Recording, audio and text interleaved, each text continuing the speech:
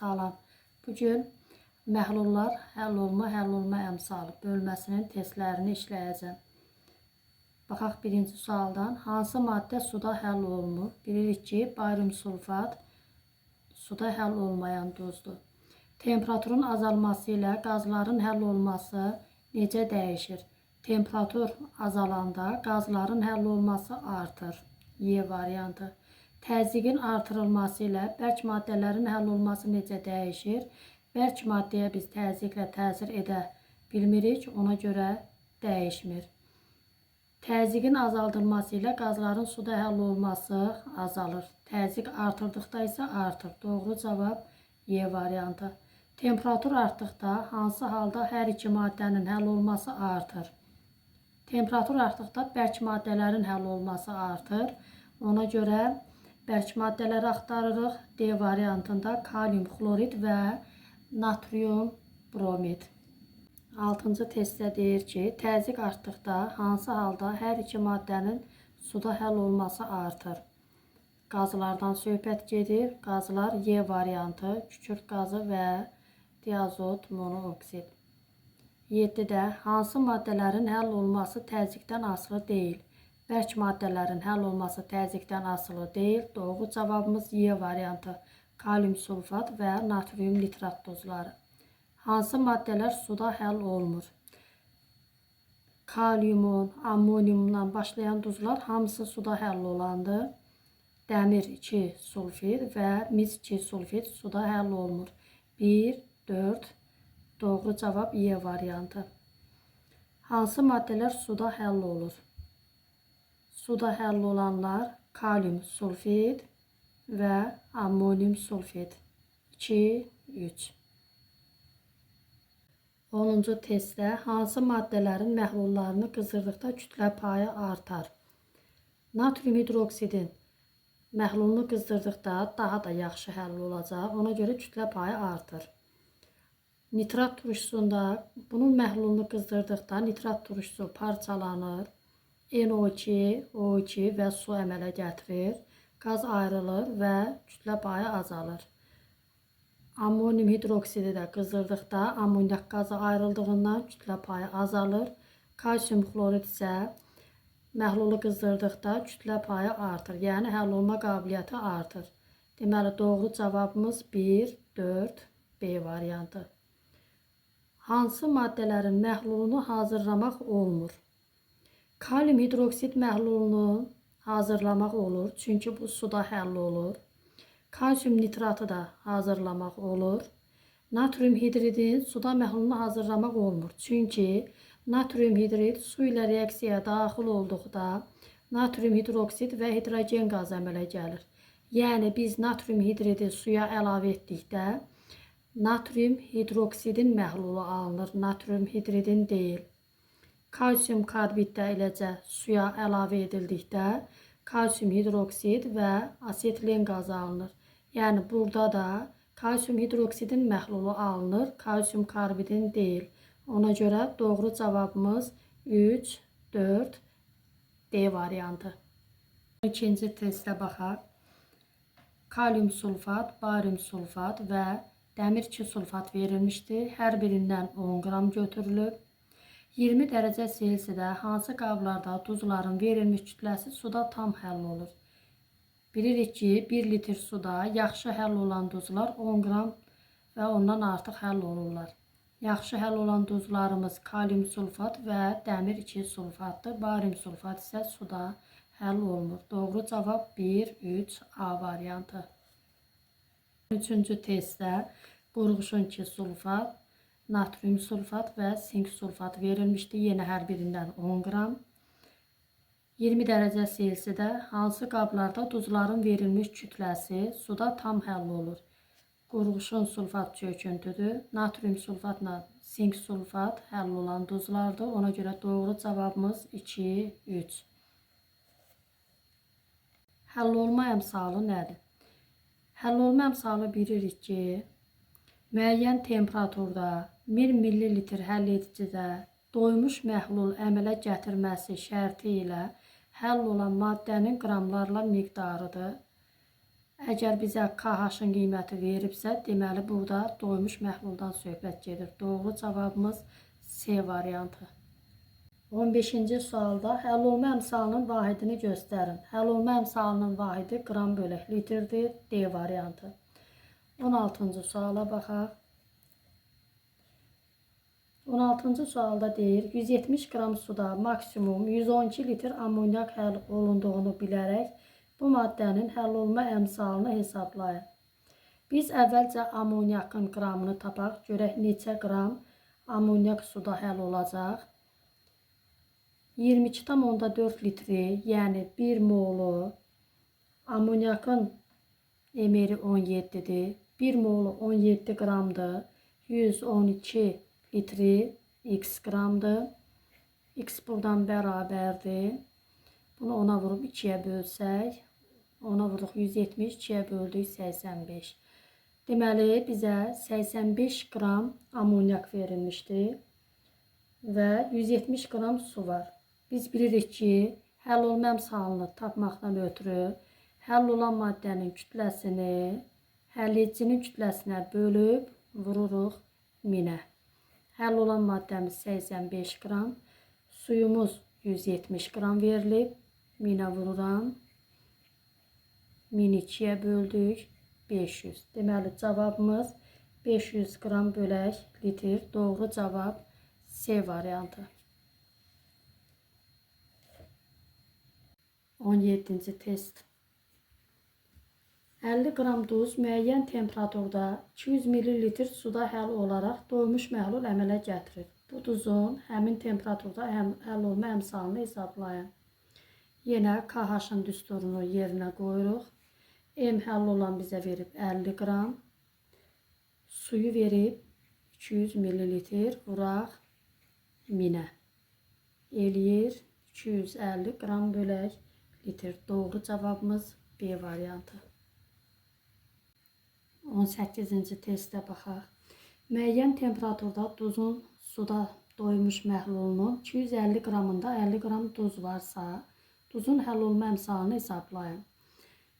Düsturdan bilirik ki, bizə M həll olan maddənin kütləsi və M həlledicinin kütləsi lazımdır. Ona görə 250 qram məhlulda 50 qram duz varsa, 250-dən 50-ni çıxırıq, yerdə qalır 200 qram su. Vururuq 1000-ə, 1000-dən 200 getdi, burada 5, 5-ə 50-yə vurduq, 250. Doğru cavabımız B variantı. 19.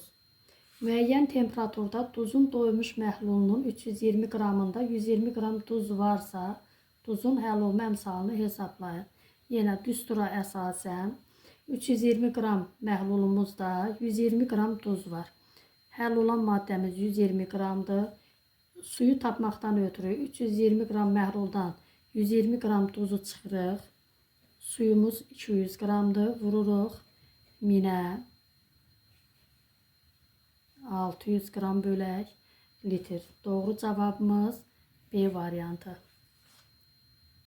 20-ci testdə deyir, hansı qrafik natrium nitrat və kükürt qazının suda həll olmasının temperaturdan asıllığını doğru ifadə edir. Biz bilirik ki, temperatur artdıqca bərk maddələrin həll olması artır, qazların həll olması azalır. Natrium nitrat üçün artmalıdır. Natrium nitrat üçün artmalıdır, həll olması artır. Temperatur artanda kükürt qazının həll olması azalır. Doğru cavabımız D variantı. Test 21. Hansı qrafik kalium nitrat və karbon qazının suda həll olmasının temperaturdan asıllığını doğru ifadə edir? Yenə kalium nitrat bərk maddədir. Temperatur artdıqca həll olması artır. Karbon qazı isə qaz olduğundan temperatur artdıqca həll olması azalır. Doğru cavabımız C variantı. 22-ci testdə duzlar verilmişdir və doymuş məhlulları duru və qatı olanı tapmalıyıq. Deməli, biz bilirik ki, argentium SO4 yaxşı həll olmur. Kalsium SO4 də eləcə. Bunların doymuş məhlulları duru olur. 1 ilə 2 duru. Maqnezium sulfat, miski sulfat isə yaxşı həll olduğundan bunların doymuş məhlulları qatı olur. Doğru cavabımız A variantı. 23-cü testdə hansı maddələrin suda doymuş məhlulu qatıdır? Bizə, yəni soruşur ki, hansı maddələr yaxşı həll olandır? Deməli, birinci maqnezium hidroksid çöküntü halındadır. Şəkər yaxşı həll olur. Natrium OH qələv olduğundan yaxşı həll olur. Kalsium SO4 isə çöküntüdür. 2 ilə 3 doğru cavabımız Y variantı. 24-də hansı maddələrin doymuş məhlulu durudur? Burada isə cüzi həll olanları soruşur. 2 ilə 3. Doğru cavabımız A variantı. 25-ci testdə deyir. A qram maddə 1 qram suda həll edildikdə alınan doymuş məhlulda maddənin həll olma əmsalını hesablayın. A qram həll olan maddədir, B isə sudur. A-nı bölürük, B-yə vururuq 1000-ə. Doğru cavab Y variantı. 26-cı testdə sulfat turşusu məhlulu və xlorid turşusu məhlulu verilmişdir. Məhlulları qızdırdıqda ilk anda onlardan ayrılan X və Y maddələrini müəyyən edin. Bilirik ki, sulfat turşusu higroskopikdir. Özü uçucu turşu deyil. Ona görə sulfat turşusu qızdırıldıqda ilk növbədə su ayrılır. Xlorid turşusu isə uçucu turşu olduğundan ilk növbədə xlorid turşusunun özü ayrılır. Su və hidrogen xlorid doğru cavab A variantı. 27-ci testdə 60 dərəcə Selsidə 1 litr suda doymuş məhlul hazırlamaq üçün götürülmüş maddələrin kütlələrinin artma sırasını göstərin. 60 dərəcədə baxırıq. Natrium xlorid 400 qram bölək litrdən aşağıdır həll olması. Sonra miski sulfatın 400-dən çoxdur. Sonra ammonium xlorid isə 600 qram bölək litrdir. Deməli, natrium xlorid, miski sulfat, ammonium xlorid sırasında artır. Doğru variant A variantı. 28, 29. 250 qram 20%li duz məhlulunu doymuş hala gətirmək üçün məhlula 70 qram duz əlavə edilmişdir. Duzun həll olma əmsalı neçə qram bölək litrdir? Əvvəlcə yenə 250-nin 20%-ni tapırıq. 50 qram həll olan maddə var. Sonra bunun üzərinə 70 qram duz əlavə olunur. 120 qram həll olan maddəmiz oldu. Suyumuz isə əvvəlki məhlulda, yəni su dəyişmədiyindən 250 qram məhlulda 50 qram duz var, 200 qram isə su. KH-ın düsturunu qoyaq yerinə. Duzumuz 120 qram oldu. Bölürəm həll edicinin kütləsinə, vururam 1000-ə. Eləyir 600 qram bölək litr. Doğru cavabımız D variantı. 30. 400 qram 20%li duz məhlulunu doymuş hala gətirmək üçün məhluldakı suyun yarısı buxarlandırılmışdır. Duzun həll olma əmsalını hesablayın. Əvvəlcə yenə 400 qramın 20%-ni tapırıq. Buradan tapdığımız olur 80 qram. Bu olur bizim həll olan maddəmiz. 80 qram həll olan maddə var və 400-dən 80-i çıxdıqda 320 qram isə su var. Suyun yarısı buxarlandırılır. Suyun yarısı buxarlandırılır. 2-yə böldüm.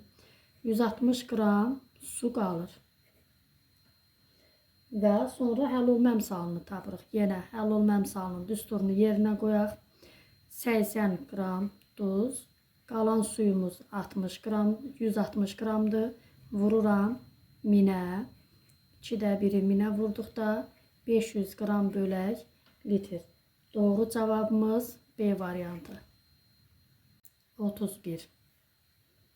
800 qram 20%li duz məhlulunu doymuş hala gətirmək üçün məhluldakı suyun yarısı buxarlandırılır. Duzun həll olma əmsalını hesablayın. Yenə əvvəlcə 800-ün 20%-ni hesablayırıq. 160 qram həll olanımız var. 800-dən 160 qramı çıxdıqda Yerdə qalır 640 qram su. 640 qram suyun yarısı buxarlanır. 320. 320'si buxarlanır, 320'si qalır. Yenə həll olma əmsalını tapıram. Bilirik ki, su buxarlananda həll olan maddənin kütləsi dəyişmir. 160'ı bölürəm qalan suyun kütləsinə, vururam 1000'ə. 2'də 1, 1000'i 2'yə böldük. 500 qram bölək litr. Doğru cavabımız A variantı. 32-ci test. Qrafikə əsasən X maddəsinin həll olma əmsalını müəyyən edin. Həll olan maddənin kütləsini M verib, məhlulun kütləsini isə 200. Biz bilirik ki, KH-ı tapdıqda həll olan maddənin kütləsini həllediciyə bölürük. M-i bölürük, 200 çıxaq M, çünki məhluldan həll olanı çıxdıqda yerdə həlledici qalır. M bölək 200 minus M vuraq 1000. Doğru cavab A variantı. 33'də də qrafikə əsasən X maddəsinin həll olma əmsalını müəyyən edin. Həll olan M verib, məhlul 300 verib. Məhluldan həll olanı çıxıb suyu tapırıq. Onda həll olan, yəni M bölək 300 minus M vuraq 1000. Doğru cavabımız D variantı. 34'də nə doğrudur? X temperatur artdıqca həll olması artır. Y-in temperatur artdıqca həll olması azalır. Y maddəsi kalium nitrat ola bilər. Xeyr, kalium nitrat ola bilməz. Çünki Y qazdır. Temperatur artında həll olması azalır. X maddəsi oksigen ola bilər. Temperatur artanda həll olması artan qaz ola bilməz. Bu bərk maddə olmalıdır. Y maddəsi enki ola bilər. Bəli, Y qaz götürmüşük, ona görə azot qazı ola bilər. 3, yalnız 3, doğru cavabımız C variantı. 35-ci testdə maddələr verib X, Y maddəsi 20 dərəcə Selsidə X-in həll olması 300, 50 dərəcədə isə 340, Y-in isə 500, temperatur artanda 470 olmuşdur. Yəni, temperatur artanda həll olması artan X maddəsi X bərk maddədir. Y həll olması azalırsa Y qazdır. Qrafiklərə baxırıq. Birincidə həll olma əmsalı təzyiq. Təzyiq artdıqda həll olması dəyişmir. Bu bərk maddələrə aiddir. Bizdə X bərk maddə idi. Bu doğrudur. İkincidə həll olma əmsalı Y üçün deyir, təzyiq artdıqda həll olması artır. Bəli, bu da doğrudur. Həll olma əmsalı təzyiq artdıqda həll olması azalan. Bu bərk maddədir X-imiz, bu isə səhvdir. Doğru cavabımız Y variantı 1, 2. 36-cı testdə yenə qrafik verilmişdir və maddələrin həll olma əmsalı göstərilib. X, Y, Z maddələrinin həll olma əyrilərinə əsasən ifadələrdən hansı doğrudur? Birincidə, eyni şəraitdə X-in həll olması daha azdır. Eyni şərait dedikdə biz eyni temperatur götürək. Tutaq ki, T1 temperaturu götürdüm. Z-in həll olması daha azdır. Sonra Y-in həll olması artır. Daha çox isə X həll olur. Bu deməli doğru deyil. T1 temperaturunda Z-in həll olması daha azdır. Bəli, T1 temperaturunda Z-in həll olması Y-in və X-in həll olmasından daha azdır. Bu doğrudur. T2 temperaturunda Y-in həll olması Z-in həll olmasından çoxdur. T2-də Y-in həll olması Z-in həll olmasından Z daha az həll olur. Çoxdur. Doğrudur. 2, 3, doğru variant C variantı. 37-ci testdə də eyni testi və yenə doğru ifadələri soruşur. T1 temperaturunda Z-in həll olması daha azdır. Bəli, T1 temperaturunda burada göstərirəm, Z-in həll olması daha azdır. Y-in həll olmasından X-in həll olması Z-dən çoxdur. Bu doğrudur. T2 temperaturunda Z-in həll olması Y-in həll olmasından azdır. T2'də Z-in həll olması Y-in həll olmasından azdır. Bu da doğrudur. T1 temperaturunda maddələrin həll olma ardıcıllığı Z, Y, X-dir. Yəni deyir ki, Z-in həll olması T1-də böyükdür Y-dən, o da böyükdür X-dən.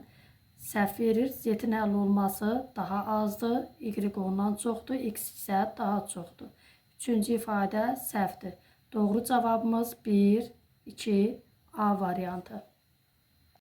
38-ci testin həllinə baxaq. 30 dərəcə Selsidə 200 qram suda X duzunu həll etdikdə 250 ml məhlul alınır. Həmin temperaturda bu duzun həll olma əmsalı 500 qram bölək litr olarsa, alınmış doymuş məhlulun sıxlığını hesablayaq. Əvvəlcə məhlulun sıxlıq düsturunu yazaq. Rho bərabərdir M bölək V düsturu. Bizə buradan məhlulun kütləsi və həcmi lazımdır. Və bizdə məhlulun həcmi verilib. V-ni verib 250 ml. Bizə məhlulun kütləsi lazımdır. Biz bilirik ki, KH nə deməkdir? KH 500 qram bölək litrdirsə, bu o deməkdir ki, 1000 qram suda 500 qram həll olan var. Bizə suyu 200 qram verib. Görək 200 qram suda nə qədər həll olan olar? 2 dəfə azalıb, 2 dəfə azaldıqda 100. Deməli, 100 qram həll olan var, 200 qram da su var. 200-ün üzərinə 100 qram gəlirəm. Məhlulumuz olur 300 qram. İndi isə Rho-nu yerinə qoyuram. Rho bərabərdir M bölək V-dən. Rho bərabərdir M 300-dür, V 250-dir. 300-ü bölürəm 250-yə. Cavabımız 1,2 qram bölək millilitr. Doğru variant Y variantı. 39. Müəyyən temperaturda 32,2 qram natrium sulfat vuraq 10 molekul su kristal hidratını 82 qram suda həll etdikdə doymuş məhlul əmələ gəlir. Natrium sulfatın həmin temperaturda həll olma əmsalını hesablayın. Deməli, natrium sulfat vuraq 10 molekul su, yəni qlavber duzu. Suda bu həll olduqda əlavə olunan suya, bu kristalik su çıxır, əlavə olunan suya qatılır. Yəni suyun kütləsi artır. Nəyin məhlulu alınır? Natrium sulfatın. Yəni buradan bizə natrium sulfatın məhlulu alınır. Ona görə bizdə kristal hidratın kütləsi 322 qramdır. Natrium sulfat isə 142 qram. Bizə isə verilib 32,2 qram. Görək 322 qram kristal hidrat suda həll olanda 142 qram həll olan maddə əmələ gəlirsə, 32,2-də nə qədər əmələ gəlir? 10 dəfə azalıb. 10 dəfə azaldıqda 14,2. 14,2 qram bizim həll olan maddəmiz var. Və 82 qram su. Əgər suya hansısa maddə əlavə olduqda daxildə reaksiyaya gedirsə və qaz olub ayrılan maddə yoxdursa, içində nə reaksiya baş verirsə versin, məhlulumuzun kütləsi ilkin qarışdırılan maddələrin kütlələri cəminə bərabərdir. Ona görə məhlulumuzun kütləsini tapıram. 82-nin üzərinə gəlirəm 32,2. Bu isə eləyir 114,2 qram. 114,2 qram bizim məhlulumuz var. Həll olma əmsalını tapaq. Burada 14,2 qram isə həll olan maddə var. Suyu tapsaq 114,2-dən 14,2 qramı çıxıram. Yerdə qalır 100 qram su. KH bərabərdir. Həll olan maddəmiz 14,2 bölək 100 vuraq 1000. Doğru cavabımız 142. KH-ı tapdıq 142. Doğru cavab D variantı. 40-cı testin həllinə baxaq. 20 ml suda 5 qram X tuzu həll edilir. Bu məhlulu 50 dərəcə Selsidə doymuş hala gətirmək üçün hansı təcrübələr ayrı-ayrılıqda aparmaq lazımdır? Deməli, 50 dərəcə Selsidə doymuş məhlulda 1000 qram suda 400 qram həll olan var. Yəni, KH-ı 400 qram bölək litrdir. Biz bir-bir baxaq. Birinci variantda deyir, məhlula 2 qram X tuzu əlavə edək. Görək, KH 400-ü verəcəksə, deməli, bu doğrudur. 5 qram X var. 2 qram X əlavə etdikdə olur 7 qram. KH-ı tapmaqdan ötürü həll olan maddəni bölürük suya. 7-ni bölürəm 20-yə, vururam 1000-ə. Nə qədər eləyəcək? 350. Yəni 400 eləmir. Bu, deməli, doğru deyildir. Sonra, ikinci, bu doğru olmadı. İkinciyə baxaq. Məhluldan 7,5 ml su buxarlandırmaqla. 20 ml suyumuz var. 7,5-i buxarlandırıram. Yerdə qalır 12,5 ml. Görək KH 400-ü verəcəkmi? KH bərabərdir. Həll olanımız 5 qram. 5 bölək. Su 12,5 vuraq 1000. Buradan KH 400 edir, bəli, 400. Deməli, ikinci doğrudur. 3-ə baxaq. 3-də deyir ki, məhlula 5 qram X tuzu əlavə eləyək. Həll olanımız olacaq, 5 qram var idi, 10 qram. 10 ml su, 20 ml var idi. Onun üstünə 20 gəldik, 30 vuraq 1000-ə. Yəni, buradan 400 eləmir KH. Deməli, doğru cavabımız yalnız 2 D variantı. 41-ci testin həllinə baxaq. Eyni, şərt oxumuram, eyni məsələdir, eyni tipli məsələdir. Ancaq həll yolunu başqa yolla həll edəcəm. Birinciyə baxaq. Məhlula 3 qram X tuzu əlavə edək. KH 400 qram o deməkdir ki, 1000 qram suya 400 qram həll olan maddə lazımdır ki, KH 400 olsun. Biz indi burada duz əlavə etməyə soruşursa, suya tapaq görək. 20 ml suya nə qədər həll olan lazımdır? Buradan X 8 edir. 5 qramı var və 8-dən 5 çıxaq. 3 qram əlavə olunmalıdır. Deməli, birinci doğrudur. Bu doğrudur. Sonra ikincidə deyir ki, məhluldan 5 ml su buxarlandırmaq. Deməli, görək nə qədər 5 qram duza nə qədər su lazımdır. Deməli, yenə eyni tənasibi qururam. 1000 qram suya 400 qram həll olan lazımdırsa, 5 qrama görək nə qədər su lazımdır. X bərabərdir 12,5. Yəni 20 ml var. 12,5-i çıxdıqda 7,5 buxarlandırmalıdır. Ancaq bizdə isə deyir 5 ml su buxarlandırılmışdır. Deməli, bu səhvdir. Üçüncüyə baxaq. Üçüncüdə deyir ki, məhlula 5 qram X tuzu və 5 ml su əlavə etmək lazımdır. Suya görə həll edək. Yenə tənasibi qururam. 1000 qram suya 400 qram həll olan lazımdır. 20 ml suyumuz var. 5 qramda əlavə edilir. Suyumuz olur 25. 25-ə X. X buradan bərabərdir 10. Yəni 10 qram duz lazımdır. 5 qram X duzumuz var idi. 5 qram da əlavə olundu. 10 qram duz. Üçüncü də doğrudur. Doğru cavabımız 1, 3, C variantı.